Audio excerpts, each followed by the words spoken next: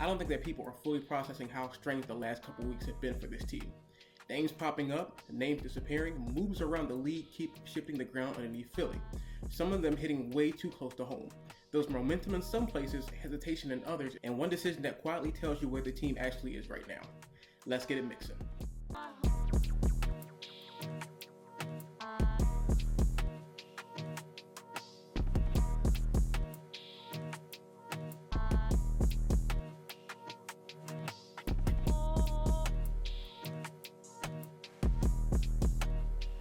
What's up, Mafia?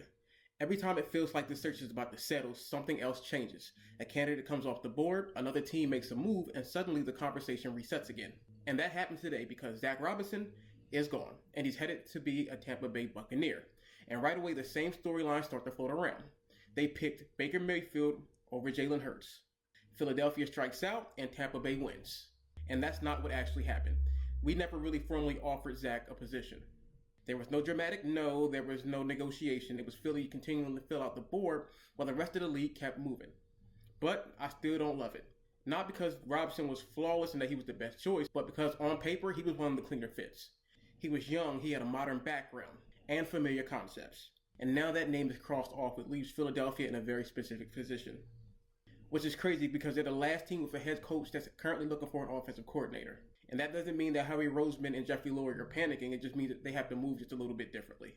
And here's what gets lost in all of this. This search hasn't been slowed down because of control issues. It's not slowing down because Nick Sirianni has his grasp on the offense.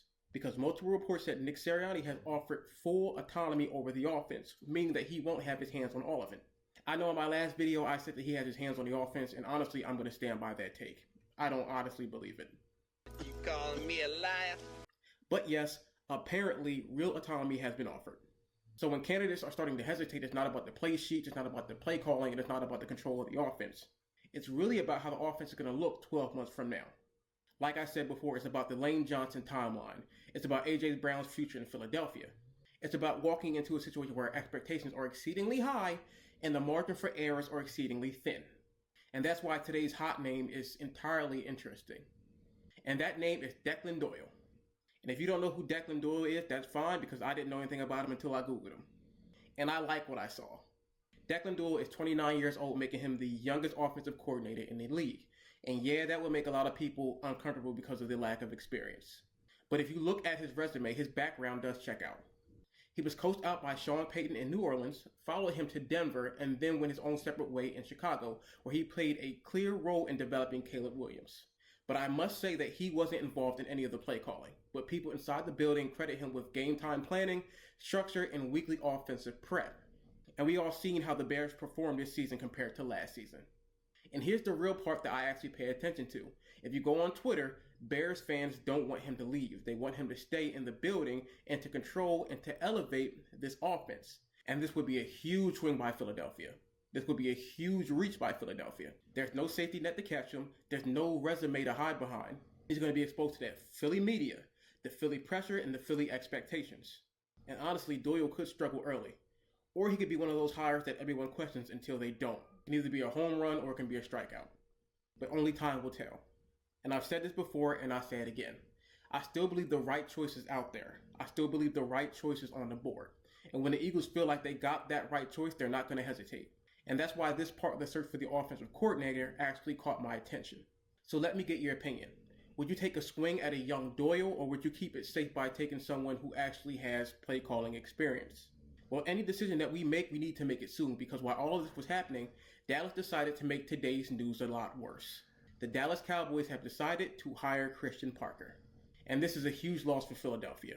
So I do have to eat my words because in a previous video, I said that I don't think that Christian Parker would be going to Dallas because he would be receiving a lot of other opportunities. There was some noise that other teams were pinning in on Parker, but didn't seem like any of them pulled the trigger. So he is now a Dallas Cowboy. He is no longer in the Eagles organization. Parker was one of the quiet but strong voices on the staff. He was influential in the development of our DBs, and each year you saw the growth within our secondary. You saw how clean things look week to week. I'm disappointed in the decision, but honestly, you can't blame him. Opportunities wait for no man, and Vic Fangio isn't stepping down anytime soon. He did say once he is done with this role, then he's done with the NFL, and we don't know how close he is to actually retiring.